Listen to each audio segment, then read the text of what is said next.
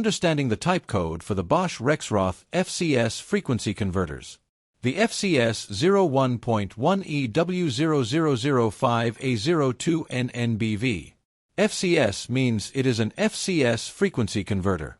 01 indicates the drive is line 1. 1 means the drive is design version 1. E indicates that it has a feeding power supply configuration. W refers to the internal air cooling method. 0005 means the drive has a max current of 5 amps. A indicates the drive has an IP20 protection rating.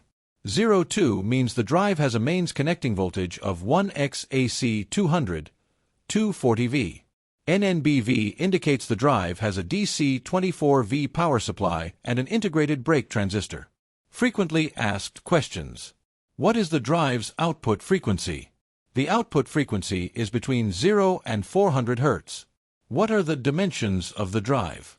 This FCS is 186 mm by 74 mm by 153 mm. What is the operating temperature of the device? The operational ambient temperature is between 0 and 50 degrees Celsius. What is the rated output current? The rated output current is 2.2 amps. How much does the drive weigh?